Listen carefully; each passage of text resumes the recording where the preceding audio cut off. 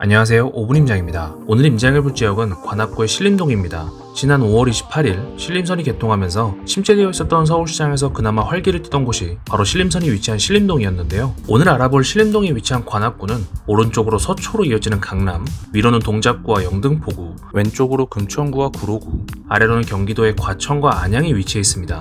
오늘 5분 임장은 관악구 신림동 중에서도 이번에 개통한 신림선 위주로 여러분들께 임장 정보를 전달드릴 예정이며 신림선의 영향이 미미한 타 아파트 단지들은 추후에 따로 소개드리도록 하겠습니다. 그럼 5분 임장 관악구 신림동 신림선편 시작하겠습니다. 영상 시청하시기 전에 구독과 좋아요, 알림 설정 부탁드리겠습니다. 관악구의 전체 인구는 48만 6천 명 수준으로 인구는 점점 줄고 있는 모습입니다. 그 안에서 오늘 알아볼 신림동의 인구는 약 24만 명 수준으로 관악구 전체 인구의 거의 절반에 해당하는 인구가 거주 중입니다. 관악구의 세대수는 해가 지날수록 적은 수치나마 꾸준히 떨어지는 모습이었습니다만 최근 V자 반등을 보여주고 있습니다. 인구 전출입을 보시면 동작구, 금천구, 서초구로 인구 이동이 활발하며 그 중에서도 동작구와 가장 전출입이 활발한 것을 확인하실 수 있습니다. 관악구의 공급량을 보시면 2022년 올해부터 2025년까지 쭉 공급이 거의 전무한 모습을 보실 수 있습니다. 다만 위표에서 보실 수 있듯 서울 전체가 공급이 크게 부족해지는 모습인 건 참고하셔야 합니다. 현재의 분위기를 나타내는 미분양을 보시면 그래프를 잘못 보신 게 아닙니다. 2010년 이후로 미분양은 찾아볼 수 없으며 현재의 미분양 역시 제로입니다. 가장 영향을 많이 주고받는 동작구는 2021년 작년에 수요 대비 많은 공급이 한 번 있었고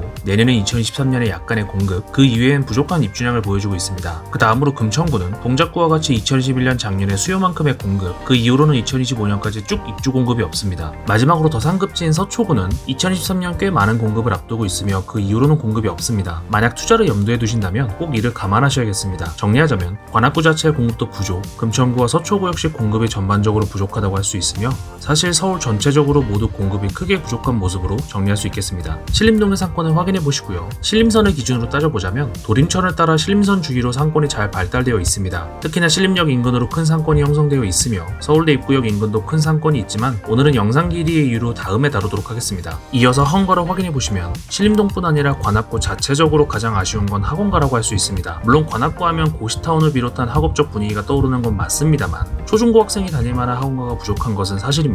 다음으로는 신림동의 교통에 대해서 알아보겠습니다. 먼저 철도를 보시면 지하철 2호선이 지나가며 신림동에는 낙성대역, 서울대 입구역, 봉천역, 신림역, 신대방역이 걸쳐져 있습니다. 또 지난 5월에 개통한 신림선이 관악산역에서 출발하여 서울대 벤처타운역, 서원역, 신림역을 지나 여의도의 색강역으로 이어집니다. 사실상 이번 5분 임장의 핵심 키워드 노선입니다. 다음으로는 고속시내 교통편인데요. 관악구는 지리상의 이유로 수도권의 서남권, 동남권으로 이동이 손쉽습니다. 남부순환로가 관악로의 중앙을 뚫고 지나가며 특히 강남순환로 개통 이후로는 크게 돌아가야 했었던 광명, 안양으로의 접근성이 크게 향상되었습니다. 또한 신림동과 봉천동을 잇는 신봉터널이 2025년, 2026년 개통 예정인데 자세한 진행 상황은 지켜보셔야겠습니다. 마지막으로는 버스 교통편입니다. 관악구에선 상대적으로 강북으로의 버스 이동이 손쉽습니다. 대표적인 노선을 몇 개 소개드리자면 서울버스 501번, 서울버스 506번, 서울버스 750번, 서울버스 152번, 서울버스 500번 등이 있습니다. 관악구 신림동의 편의시설은 다음과 같습니다. 관악산과 서울대학교,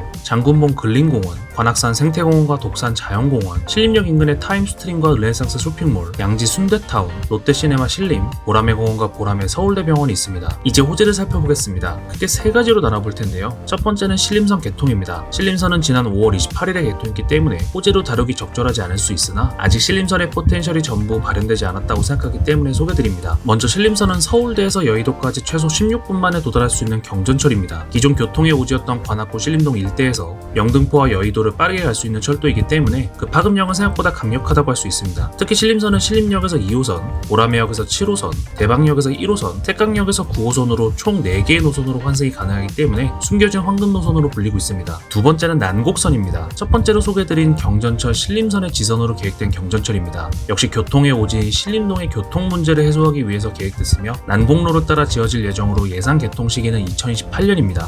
이 난곡선은 기존 난곡선의 종점에서 금천구청역까지 이어지는 연장안이 포함되어 있으며 이 난곡선 연장선은 추후에 광명 하안동의 우체국 사거리로까지 예정되어 있습니다. 최근 개통한 신림선만으로는 신림동의 교통 문제를 전부 해소하기엔 문제가 있기 때문에 난곡선과 그 연장안은 꼭 필요한 노선으로 생각됩니다. 마지막 세 번째는 서부선입니다. 서울 북부 은평구의 세전역에서 출발하여 서울대 입구역으로 이어지는 경전철입니다. 최초 난곡선과 같이 2028년에 개통 예정이었지만 현재는 미정으로 바뀔 상황입니다. 서부선 역시 파워풀한 노선으로 노선으로 노선 자체가 신촌, 여의도, 노량진, 서울대 입구 등을 지나기 때문에 신림동에도 직접적인 호재입니다. 특히나 기존에 접근이 쉽지 않았던 서울 북부 쪽의 접근성도 좋아집니다. 또한 이 서부선은 고양 은평선 연장이 거의 확실시되고 있는데 종점이었던 은평구의 서절역에서 고양 창릉 신도시를 지나 고양시청으로 이어지는 노선입니다. 아직 개통까지는 멀었다고 할 수 있지만 호재인 것은 분명합니다. 이번에도 신림동에서 3곳의 아파트를 꼽았습니다. 영상 초반에도 말씀드렸듯 신림동에도 여러 아파트가 있지만 이번 오므림장은 신림선에 초점을 맞췄기 때문에 이 신림선과 가장 영향을 밀접하게 주고받을 단지들을 소개드릴 예정입니다. 이 점 참고하셔 시청해주시면 감사하겠습니다. 첫 번째 아파트는 신림현대입니다. 1993년식의 구축으로 총 1634세대의 대규모 단지 브랜드 아파트입니다. 새롭게 개통된 신림선의 서원역과 서울대 벤처타운역 사이에 위치한 구축 단지로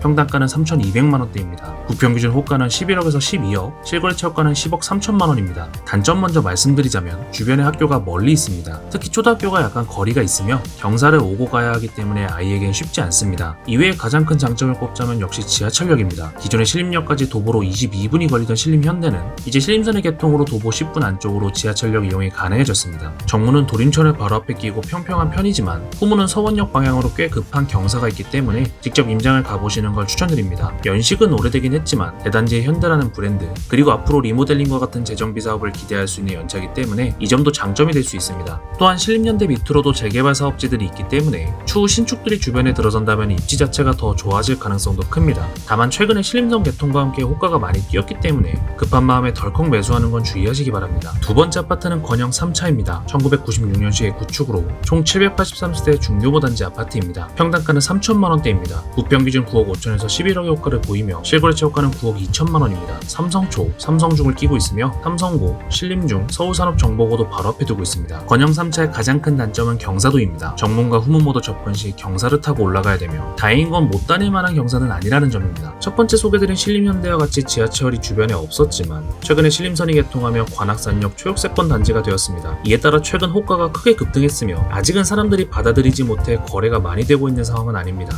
첫 번째로 소개드린 신림현대와 같이 건영 3차는 현재 정비사업을 추진하려는 분위기이며 재정비 연식이 도래하고 있기 때문에 재건축과 리모델링 중 모든 가능성을 열어두고 논의 중인 것으로 알려졌습니다. 물론 재정비가 되면 좋겠지만 이런 얘기가 단지 내에 나올 때는 가격에 대한 비대감이 커지면서 역시 내 집 마련 및 투자에 있어서는 주의가 필요해 보입니다. 세 번째 아파트는 아파트가 아닌 신림 1구역입니다. 관악구 신림동에서 마지막으로 소개드리는 단지는 신림 1구역입니다. 현재 조합 설립인가 단계이며 2022년 올해 사업 시행 인가를 예정해두고 있습니다. 2024년 이주 및 철거, 2025년에 분양하여 2027년에 입주한다는 계획입니다. 사업 속도가 밑에 있는 2, 3구역에 비해 약간 느리지만 입지만 놓고 따진다면 향후 신림동의 대장이 될 지역입니다. 세대수는 총 4,250여 세대로 상당한 메모드급 단지가 될 예정이며 모두가 기대하듯이 구평이 총 세대수의 절반을 구성하게 됩니다. 신림 1구역의 최대 장점은 서울대 벤처타운역 초역세권이 된다는 것이며 현재 관악구의 대장은 이편한 세상 서울대 입구가 최근 14억 8천의 실거래가를 찍었기 때문에 신림 1구역이 완공된다면 15억에서 16억은 가볍게 넘을 것으로 예상됩니다. 현재 신림 1구역의 84타임 매물이 8억의 호가를 형성하고 있으며 간평가를 생각한다면 실투자금은 6억에서 7억 정도가 들어갈 것으로 예상되고 있습니다. 신림 1구역을 내 집 마련 및 투자를 고려하고 계신 분이라면 보다 사업 속도가 빠른 2구역과 3구역 역시 같이 임장해 보시기 추천드립니다. 한 가지 주의할 점은 재개발은 입주 예상 시기가 변동이 클 수 있고 만약 부동산 경기가 꺾이거나 침체가 온다면 재개발 재건축 물건들의 프리미엄이 가장 먼저 영향을 받는다는 것을 주의해 주시기 바랍니다.